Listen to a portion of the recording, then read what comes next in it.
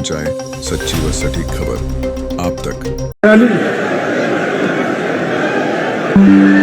शैली नहीं है, शैली लाओ, मैं सम्मानित करूंगा। शैली नहीं है, लाओ, मैं सम्मानित करूंगा। मैं आपकी उम्मीदवार शैली चौधरी जी से निवेदन करूंगा कि वो उम्मीदवार स्वागत करें। शैली चौधरी जी से निवेदन करूंगा कि वो राहुल जी का स्वागत करें। आप बोलो, मैं कर दूं। आप बोलो, मैं कर दूं। शॉल दो, एक मिनट आगे, शॉल दो आगे।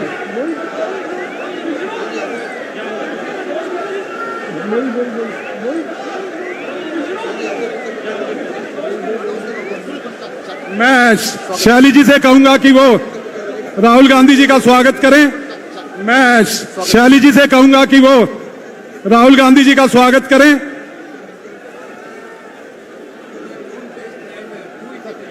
वो बीच में रख दे।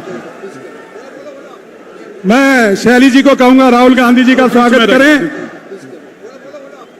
मैं शैली जी को कहूंगा राहुल गांधी जी का स्वागत करें। कहूंगा कि हमारी बहन प्रियंका गांधी जी का स्वागत करें। शैली जी को कहूंगा कि मैं हमारी बहन प्रियंका गांधी जी का स्वागत करें। मैं शैली जी को कहूंगा मैं हमारी बहन कुमारी शैलजा जी का बुक्कों से स्वागत करें। शैली जी को कहूंगा हमारी बहन कुमारी शैलजा जी का बुक्कों से स्वागत करें। बुक्कों से स्वागत करें। आदरणीय हुड्डा साहब का बुक्कों से स्वागत करें। हमारे आदरणीय हुड्डा साहब का बुक्कों से स्वागत करें। मैं अब शैली जी से निवेदन करूंगा कि वो आपके आके आपका स्वागत भाषण दे। शैली जी से निवेदन करूंगा कि वो आपके आके आपका स्वागत भाषण दे। आप सबको मेरा राम राम। यहाँ पे पहुंचे हुए हमारे राम राम नेता आदरणीय राहुल गांधी जी, यहाँ पे पहुंचे हुए हमारे जन जन हमारे नेता प्रियंका गांधी जी, आदरणीय राहुल गांधी जी, आदरणीय हमारी नेता प्रियंका गांधी जी, आदरणीय हुड्डा साहब जी, आदरणीय हमारे हरियाणा के अध्यक्ष आदरणीय हुड्डा साहब जी, आदरणीय हमारे सांसद हमारे हरियाणा के अध्यक्ष सम्मानित मेहमान जी, जन जन हमारे सांसद नारायणगढ़ से आए हुए सभी मेरे बुजुर्गों, मेरी माताएं बहनें, जन हमारे नौजवान साथियों, नारायणगढ़ से आए हुए सभी मेरे बुजुर्गों, मेरी माताएं बहनें, राहुल गांधी जी का साथियों, नारायणगढ़ की सबका मैं धन्यवाद पावन भूमि नेताओं का राहुल गांधी जी का स्वागत नारायणगढ़ की और आभार प्रकट करती हूँ। भूमि पर आने पर मेरा बहुत बहुत स्वागत, अभिनंदन और आभार प्रकट करती हूँ। ये नारायणगढ़ की नारायण भगवान की भूमि आप यहाँ पर पहुंचे, आपका बारंबार नारायण भगवान की स्वागत। आप यहाँ पर पहुंचे, आपका बारंबार 40 साल पहले स्वागत। यहाँ पे आपको बताना चाहती हूँ, आज से 40 साल पहले यहाँ पे राजीव गांधी जी आदरणीय पहुंचे थे नारायणगढ़ और 40 साल के बाद आज ये भाई गांधी परिवार की जोड़ी आई है नारायणगढ़ और 40 साल के बाद आज ये भाई बहन की गांधी परिवार की जोड़ी आई है के लिए बहुत अच्छा दिन है। आज राहुल जी आप जन की आवाज उठा रहे हैं, गरीब नारायणगढ़ के लिए बहुत अच्छा दिन है। राहुल जी आप जन की आवाज उठा रहे हैं, गरीब की यात्रा की किसान से आज इसी वजह आंध्र प्रदेश के अंदर भी यात्रा की लहर है। आज लोगों को आज इसी वजह देश के अंदर प्रदेश के अंदर कांग्रेस की लहर है। दो लोगों को कहना चाहूंगी राहुल जी से, आप राहुल जी आज हमारा किसान, दो बातें और कहना चाहूंगी राहुल जी से।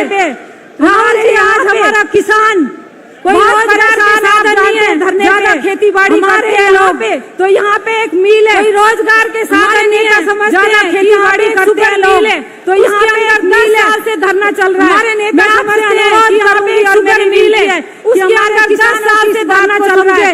मैं आपसे अनुरोध कोई उद्धार करे, हमारे नौजवान किस बात यहाँ पर बेरोजगार है, का कोई उद्धार करे। देश हमारे नौजवान हमारे यहाँ का नौजवान बेरोजगार में जा रहा है, गाँव के गाँव छोड़ मेरा आपसे अनुरोध हमारे नौजवानों के लिए देशों में जा रहे रोजगार के साधन दे।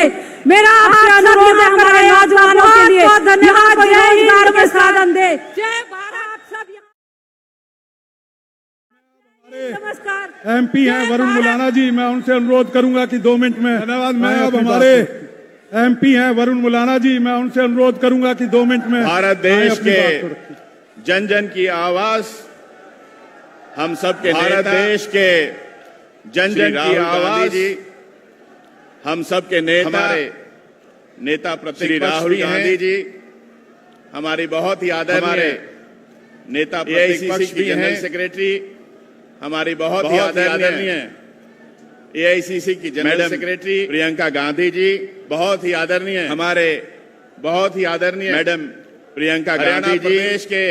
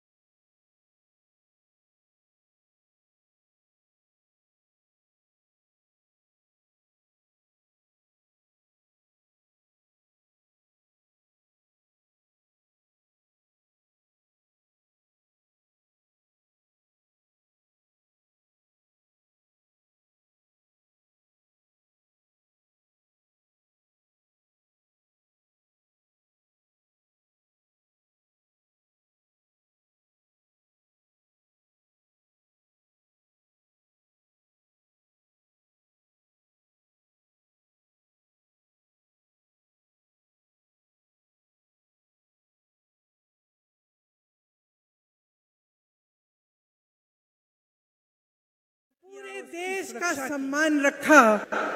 आप देश के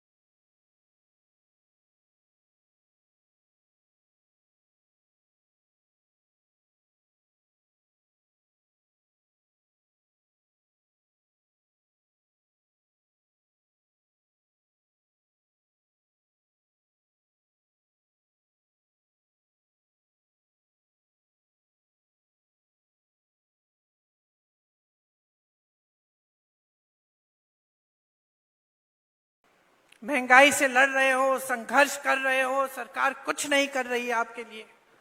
जहां देखो स्कैम पे स्कैम, स्कैम पे स्कैम। नौजवान पढ़ते लिखते हैं किस लिए? पेपर लीक होता है, एक भी भर्ती नहीं होती है, तमाम जो सरकारी नौकरियां हैं सब खाली पड़ी रहती हैं।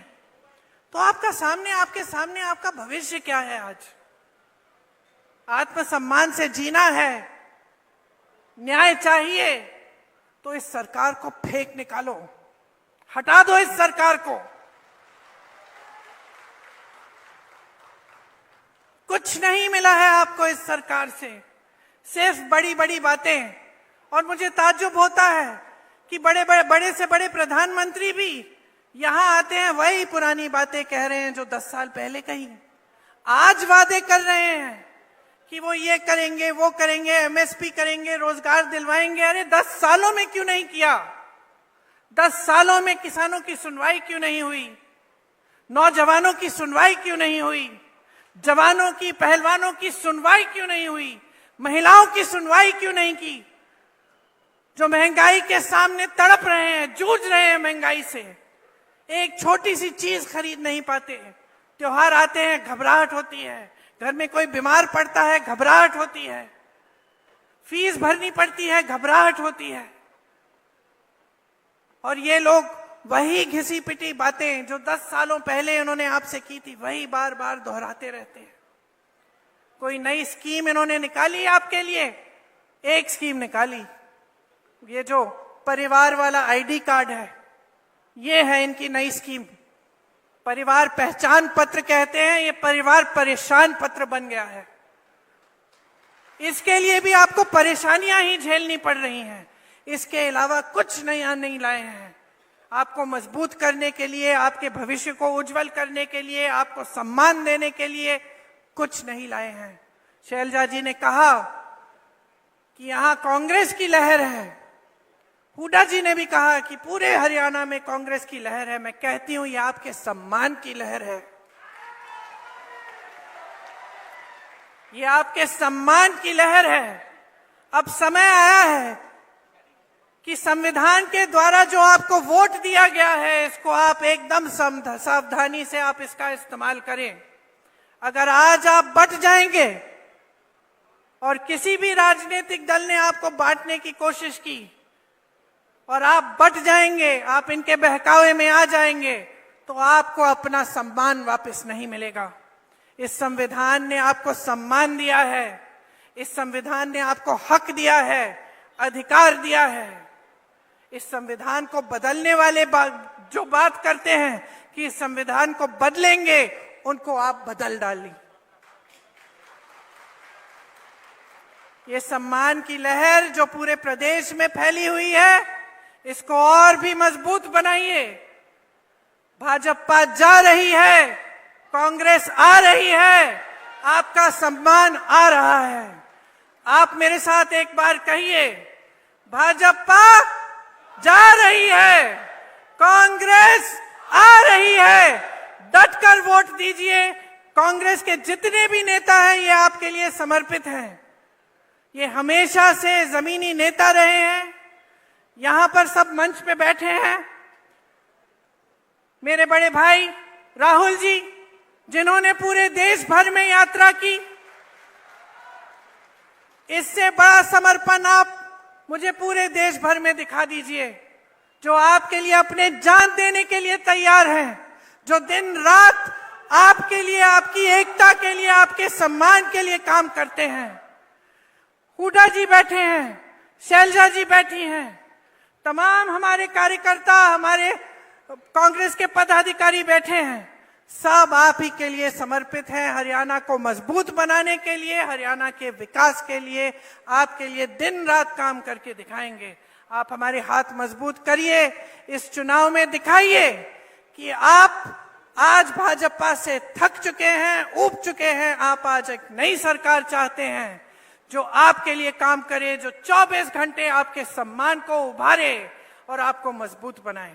आपको बहुत बहुत धन्यवाद। लंबी बात नहीं कहना चाह रही थी, मैं जानती हूं आप राहुल भैया की बातों को सुनने के लिए बहुत इंतजार कर रहे हैं, इसलिए अब मैं राहुल जी से कहती हूं आके आपसे बात करें। धन्यवाद। धन्यवाद। अब मैं जिनका आप लंबे समय से इंतजार कर रहे थे, आदरणीय हमारे नेता राहुल गांधी जी, वो आपके बीच में आए, अपना संबोधन दे। और मैं हमारे कैंडिडेट हैं जो तीनों, उनसे निवेदन करूंगा एक बार आगे आ जाएं। आगे तीनों कैंडिडेट चले जाना, चले जाओ।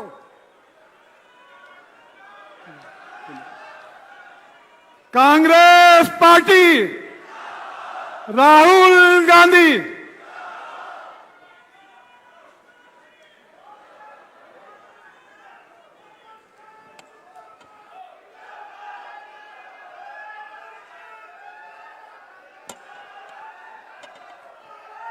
केसी वेणुगोपाल जी, प्रियंका जी, उदय भान जी, भूपेंद्र हुड्डा जी, कुमारी शैलजा जी, वरुण चौधरी जी, स्टेज पे कांग्रेस पार्टी के सीनियर नेता, हमारे प्यारे कार्यकर्ता बब्बर शेर, टाइगर, भाइयों और बहनों, आप सबका यहां बहुत बहुत स्वागत।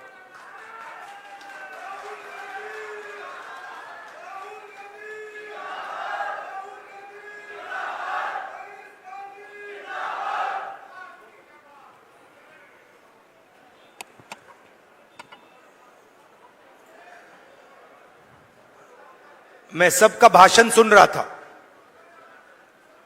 प्रियंका ने बात की, हुड्डा जी ने बात की, शैलजा जी ने बात की, और हर भाषण में सम्मान शब्द का प्रयोग किया गया। सम्मान जरूरी है और सबकी रिस्पेक्ट होनी चाहिए, सही बात।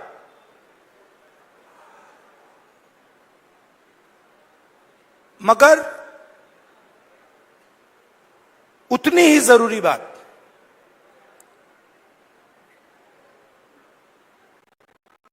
जेब में, हमारे लोगों के जेब में कितना पैसा जा रहा है और जेब में से कितना पैसा खींचा जा रहा है। आपके पास सामान हो, मोदी जी आपकी 24 घंटा रिस्पेक्ट करें, मगर 24 घंटा आपके जेब में से पैसा निकलता जाए और आपके जेब में पैसा ना आए तो सामान हो सकता है मगर भूखे मर जाएंगे।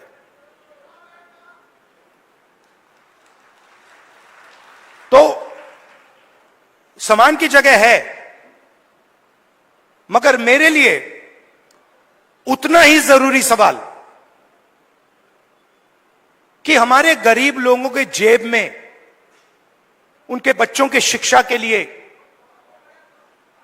स्वास्थ्य के लिए, भविष्य के लिए बैंक अकाउंट में कितना पैसा है। सीधी सी बात। और आपको यह पूछना है कि क्या हमारे जेब से ज्यादा पैसा निकल रहा है या वापस जेब में ज्यादा पैसा अंदर आ रहा है। यह सिंपल सी बात है। और अगर निकल रहा है, खींचा जा रहा है, तो कैसे निकल रहा है, कौन निकाल रहा है, और अगर जेब में आ रहा है तो कौन डाल रहा है और कैसे डाला जा रहा है। आप सोचिए, अदानी जी के बारे में सोचिए। वो सुबह उठते हैं, खेत में मेहनत नहीं करते, फावड़ा नहीं चलाते, छोटे बिजनेस में काम नहीं करते, अच्छा खाना खाते हैं, सबसे बड़े महलों में रहते हैं, और हर सुबह 24 घंटा उनके बैंक अकाउंट में धड़ाधड़ धड़ाधड़ धड़ाधड़ धड़ाधड़ पैसा आता है, नॉन स्टॉप।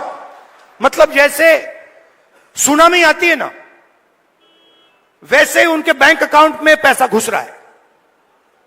और जितना ही पैसा उनके बैंक अकाउंट में सुनामी जैसे घुस रहा है, उतना ही पैसा आपके बैंक अकाउंट में से तूफान जैसे पैसा निकलता जा रहा है। आप कहते हो भाई महंगाई बढ़ गई, पेट्रोल के दाम बढ़ गए, प्याज के दाम बढ़ गए। किसान कहता है धान खरीदा नहीं जा रहा, कोई कहता है मुझे रोजगार नहीं मिल रहा। अभी मैं अमेरिका गया, अमेरिका में छोटे से घर में, छोटे से कमरे में, मतलब 10 फुट 15 फुट बाय 15 फुट, उसके अंदर 15-20 हरियाणा के युवा। मैंने आपसे पूछा ये अमेरिका में क्यों बैठे हैं? कि हरियाणा से क्यों भागे। उनसे मैंने पूछा, पता नहीं आपने वीडियो देखा नहीं देखा, उनसे मैंने पूछा भैया बताओ हरियाणा में इतनी कमी क्या है कि आप गए। कहते हैं राहुल जी हम सिर्फ गए नहीं, जान पर खेल कर गए। पहले हम टर्की गए, टर्की के बाद हम कजाकिस्तान गए, कजाकिस्तान के बाद हम कोलंबिया गए, कोलंबिया के बाद सूरीनाम, सूरीनाम के बाद पैनामा। पूरी दुनिया के चक्कर काटे, बोट में गए, बोट डूब गई, हमारे दोस्त मरे, हमारे आंखों के सामने डूबे। जंगल में माफिया के लोगों ने गोली मारी, जो चल नहीं पा रहा था उसको उड़ा दिया, खत्म कर दिया। हमने उसकी लाश देखी, वीडियो दिखाया उन्होंने। हमारे लॉयर्स ने कहा भैया इसको वीडियो को आप न मत दिखा देना। वहां पे एक साथ खाना पका रहे हैं। एक मुझे कहता है राहुल जी मैं ट्रेलर में रहता हूं, हर रोज कोई ना कोई आकर मुझे पीट देता है, हर रोज कोई ना कोई आकर मुझे पीट देता है। वो ड्रग्स लेते हैं और रात को आके मुझे मारते हैं। दूसरा कहता है भाई राहुल जी मेरा एक्सीडेंट हो गया, मेरा पूरा पेट बाहर निकल गया, मैं चल नहीं पाता हूं। उन्होंने मुझे कहा जाके हमारे परिवार से मिलिए। मैंने कहा क्यों? कहते हैं राहुल जी हम इनको 10 साल के लिए नहीं मिल पाएंगे, 10 साल के लिए हम ना अपनी माता, ना अपने पिता, ना अपने बच्चों को देख पाएंगे, क्योंकि अगर हम वापस गए तो वापस अमेरिका नहीं आ पाएंगे। मैंने पूछा कितने पैसे लगे, मतलब जेब से कितना पैसा निकला रोजगार ढूंढने के लिए? कहते 50 लाख रुपए लगे। मैंने कहा कहां से आए? आधे कहते खेत बेचकर, दूसरे किया लोन किस दिया 2% प्रति महीना, मतलब साहूकार से लोन लिया। अगर कोई 2% प्रति महीना लोन ले लेता है वो बच नहीं सकता, उसमें डूबेगा वो।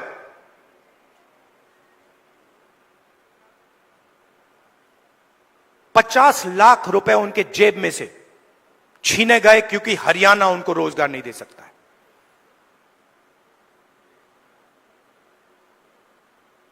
कहां गए? किसके हाथ में गए? क्यों गए?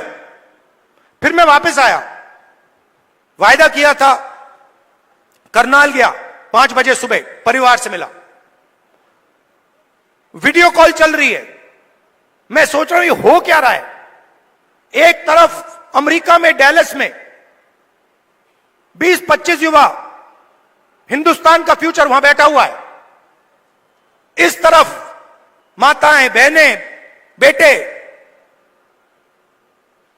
हम बातचीत कर रहे हैं। मैं परिवार से बोल रहा हूं और बात करते हुए एक छोटा सा लड़का देव दौड़ता हुआ कंप्यूटर के पास जाता है, कंप्यूटर को ऐसे पढ़ता है, पकड़ता है, चिल्लाता है पापा पापा पापा पापा वापस आओ। पापा मुस्कुरा रहा है। मैंने देखा ये मुस्कुराना नहीं चाहता, ये रोना चाहता है, मगर इसको अपने बेटे के सामने मुस्कुराना पड़ रहा है। क्यों? क्योंकि उसके जेब में से हर रोज पैसा निकाला जाता है। उसे कहा जाता है महंगाई है। क्यों है? क्योंकि अंबानी और अदानी जैसे लोग हिंदुस्तान के किसानों से, मजदूरों से उनका हक छीनते हैं, उनकी कमाई का पैसा छीनते हैं। हर रोज होता है। नया कानून बनता है, कहा जाता है किसान के लिए कानून बनाए गए। किसान के लिए अगर कानून बनाए गए हैं तो हिंदुस्तान के सारे किसान सड़क पे क्यों आए? क्योंकि किसान जानता है कि हमारे जेब में से एक और तरीके से अब पैसा छीना जाएगा। जमीन ले लेते हैं। भाइयों आप एक बात समझो, आप एक दुनिया में हो जहां आप जमीन खरीदते हो। अगर आपको जमीन चाहिए, आप किसी और के पास जाते हो, कहते हो भैया मुझे जमीन चाहिए, वो आपसे कहता है ये 50 लाख की जमीन है, 50 लाख रुपए दो, 1 करोड़ रुपए दो, मैं आपको जमीन दूंगा। ये नॉर्मल होता है, हिंदुस्तान के हर नागरिक के साथ होता है, ये अंबानी अदानी के साथ नहीं होता। अदानी कहता है मोदी जी से, मोदी जी मुझे ये जमीन अच्छी लग रही है, कोई पेमेंट की जरूरत नहीं, हिंदुस्तान के किसान को परे कर दिया जाता है। नया शब्द विकास। विकास के लिए जमीन चाहिए। किसकी जमीन? गरीबों की जमीन, किसानों की जमीन। अमीरों की जमीन नहीं चाहिए विकास के लिए। मतलब अदानी जी से 1 एकड़ कभी नहीं लिया गया विकास के लिए, अंबानी से 1 एकड़ नहीं लिया गया विकास के लिए। हिंदुस्तान के किसानों से रोज विकास के लिए जमीन ली जाएगी। खेत खत्म हो गए, धान नहीं खरीदा जाता, सही रेट नहीं मिलता, फिर आप भगते हो सेना की ओर। आप कहते हो चलो यहां काम नहीं हुआ, चलो आर्मी में जाते हैं, बॉर्डर पे खड़े हो जाएंगे, देशभक्ति की आग है उसे जलाएंगे और वहां खड़े हो जाएंगे। फिर मोदी जी कहते हैं नहीं भैया, वहां से भी हम आपके जेब में से चोरी करेंगे। यह अग्निवीर स्कीम नहीं है, यह गलतफहमी में मत रहिए। यह जवानों की पेंशन चोरी करने का तरीका है, सीधी सी बात है। जो नॉर्मल जवान होता है उसे पेंशन दी जाएगी, पूरी जिंदगी उसे पेंशन दी जाएगी। जिसको अग्निवीर नाम दिया है उसे पेंशन नहीं मिलेगी। मतलब अग्निवीर से उसके जेब से पैसा छीना गया है। कहां गया? अदानी जी की जेब में। आप देखिए बड़ी बड़ी उनके, जाइए वेबसाइट पे जाइए, Adani defence, Adani defence Israel की कंपनी है, अमेरिका की कंपनी है, उसमें अदानी को लेना देना नहीं है। इजराइल की कंपनी हथियार बनाती है, उस पे अदानी का लेबल लगता है। कारतूस बनाती है, ड्रोन बनाती है, उस पे लेबल लगता है अदानी। और हिंदुस्तान की सेना अदानी से खरीदती है, मार्जिन अदानी बनाता है, उसका आधा राजनीतिक दल को मिल जाता है, मोदी जी की मार्केटिंग में चला जाता है। तो सम्मान बहुत जरूरी है, मगर पैसे के बिना सम्मान मिल ही नहीं सकता।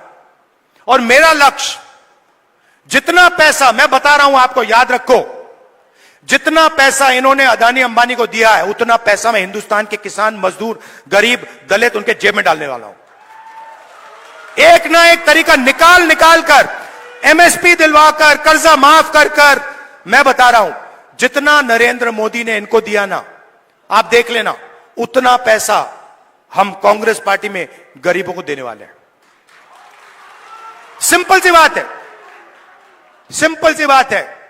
आपके जेब में से कितना निकल रहा है और जेब में कितना जा रहा है। लोकसभा चुनाव में हमने बात कही, मैं आपको बताऊं मजे की बात। हमने कहा कि हम चाहते हैं कि हिंदुस्तान के हर गरीब महिला के बैंक अकाउंट में 1 लाख रुपए डालना है। वो सारे एक्सपर्ट खड़े हो गए, मैं बता रहा हूं आपको, सारे एक्सपर्ट खड़े हो गए, नहीं नहीं नहीं नहीं नहीं नहीं, नहीं हो सकता, करा नहीं जा सकता, ऐसे नहीं होता। मैंने उनसे कहा देखो भैया, आप एक्सपर्ट हो, आपको जो बोलना है बोल दो, मगर 1 लाख रुपया हिंदुस्तान की गरीब महिलाओं के बैंक में जाएगा। आपको अच्छा लगे ना लगे, आपको जो कहना है, जो करना है कर लो, मुझे कोई फर्क नहीं पड़ सकता। अगर 16 लाख करोड़ रुपया अदानी जैसे लोगों का कर्जा माफ हो सकता है, तो मैं बता रहा हूं 16 लाख करोड़ रुपया आपका कर्जा माफ हो सकता है।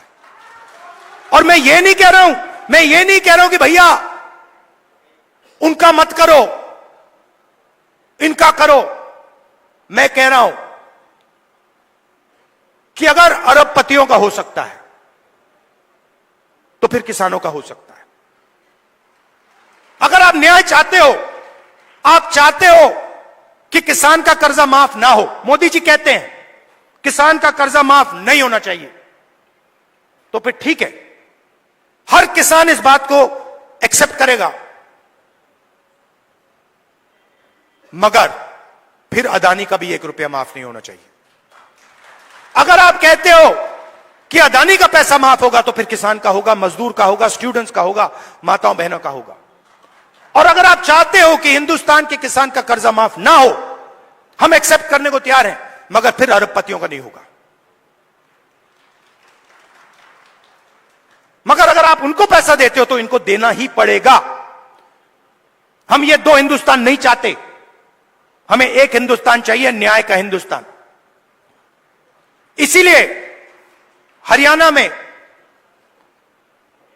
हमने 3-4 कदम लिए हैं और इन चीजों का लक्ष्य एक ही है, आपके बैंक अकाउंट में पैसा डालना।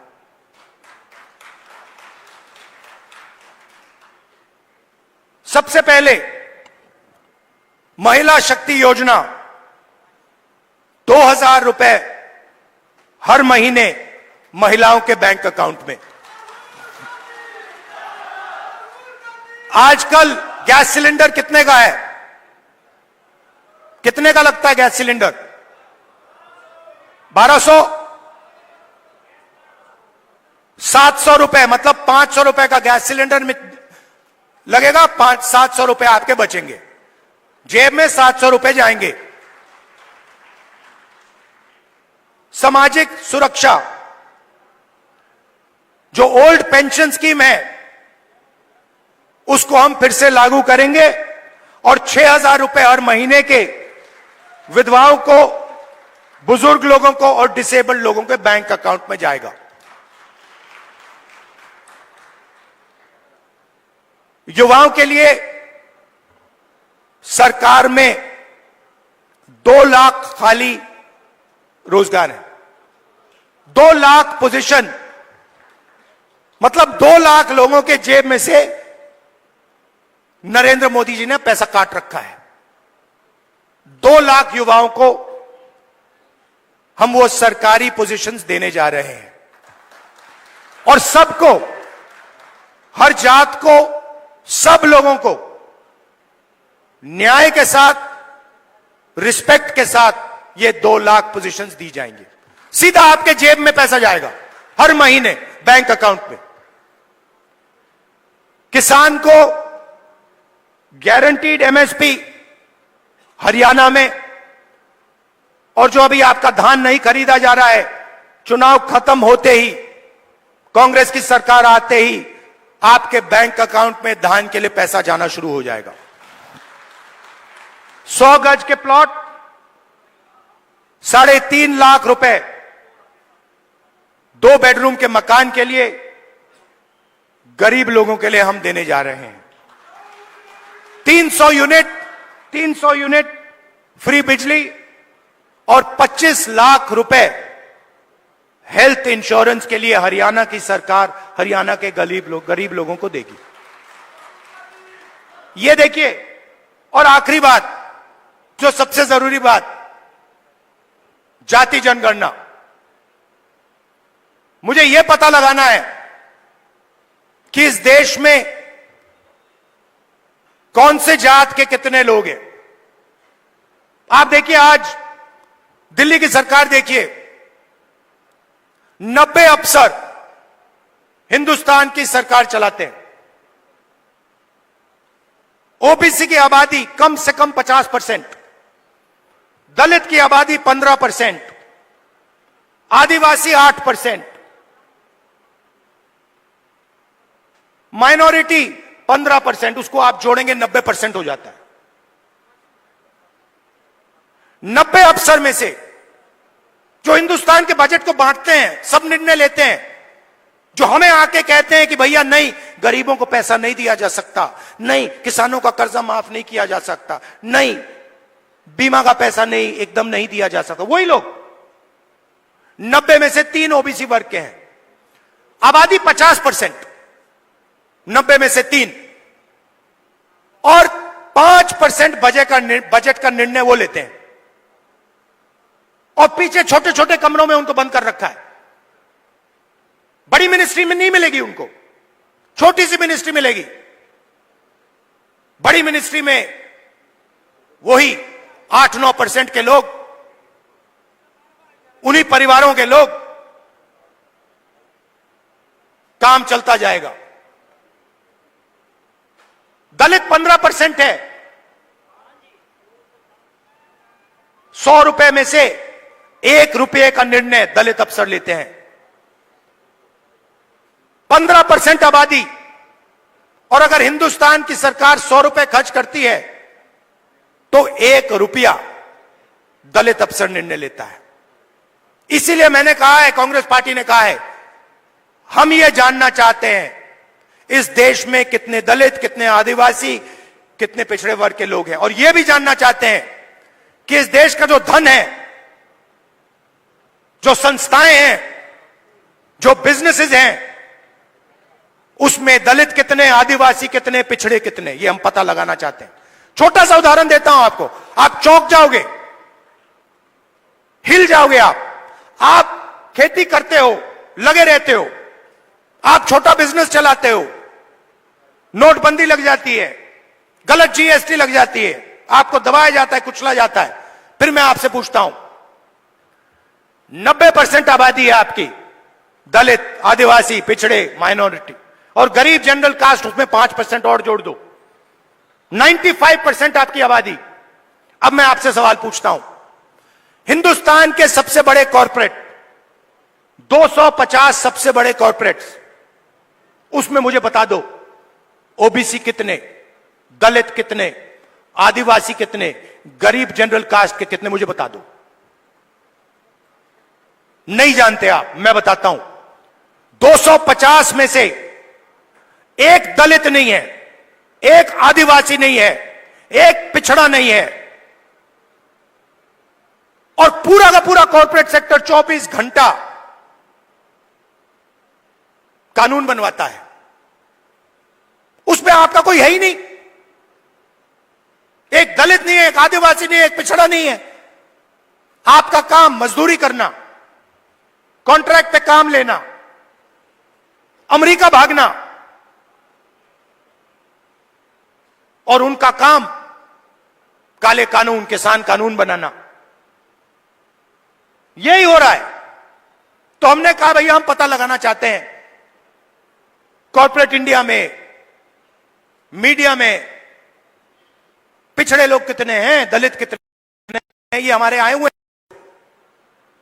आप देखो, स्पीकर्स की लिस्ट निकालो, इन्फ्लुएंसर्स की लिस्ट निकालो, बड़े बड़े मीडिया के जो ओनर्स हैं उनकी लिस्ट निकालो, उसमें आपको एक पिछड़ा नहीं मिलेगा, एक दलित नहीं मिलेगा, एक आदिवासी नहीं मिलेगा।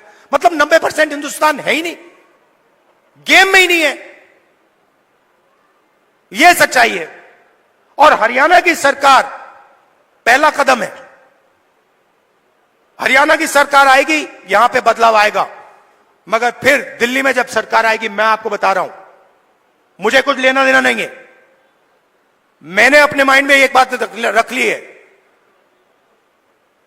आपने कहा इज्जत बहुत जरूरी है, उस बात को मैं एक्सेप्ट करता हूं, मगर मैं चाहता हूं, मेरे लिए एक ही चीज जरूरी है, गरीब लोगों के जेब में कितना पैसा जा रहा है और जेब में से कितना पैसा निकल रहा है। ये मेरा इक्वेशन है, और इसको मैं छोड़ने वाला नहीं हूं। जहां भी मुझे मौका मिला ना, जहां भी मुझे मौका मिला, जो इस देश को चलाते हैं, किसान, मजदूर, गरीब लोग हाथों से चलाते हैं, खून पसीना देकर चलाते हैं, जहां भी मुझे दिखाओ उनके बैंक अकाउंट में पैसा डालूंगा।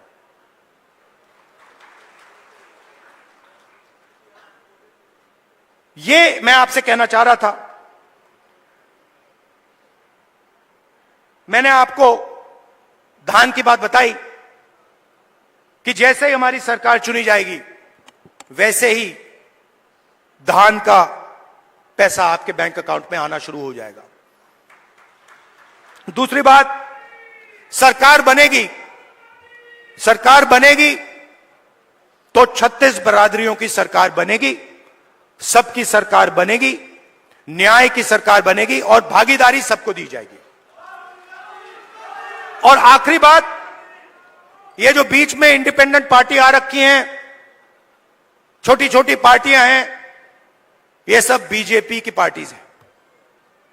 इनका रिमोट कंट्रोल इनके हाथ में है।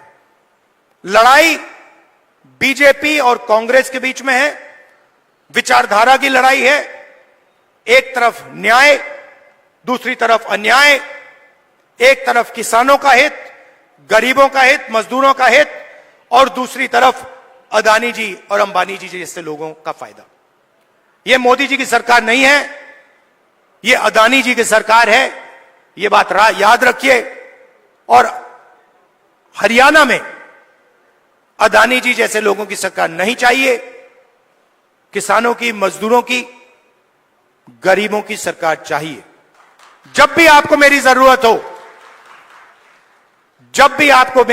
हो, पार्लियामेंट में भाषण करवाना हो, कोई मुद्दा हो आपका, सरकार पर प्रेशर डलवाना हो, यहां हरियाणा में आके आपसे बात करनी हो, आपको सिर्फ ऑर्डर देना है। आपको कहना है राहुल इधर आओ, मैं हाजिर हो जाऊंगा। आप सबका दिल से बहुत बहुत धन्यवाद, नमस्कार, जय हिंद। और कांग्रेस के कार्यकर्ता, नॉर्मली क्या होता है, आमतौर से क्या होता है, बब्बर शेर अकेले दिखते हैं। जंगल में एक बब्बर शेर दिखता है, एक शेर दिखता है। यहां पे हजारों हमारे शेर आए हुए हैं, एक साथ बाहर जाकर निकलो, बीजेपी को यहां पे हराओ। धन्यवाद, जय हिंद, नमस्कार।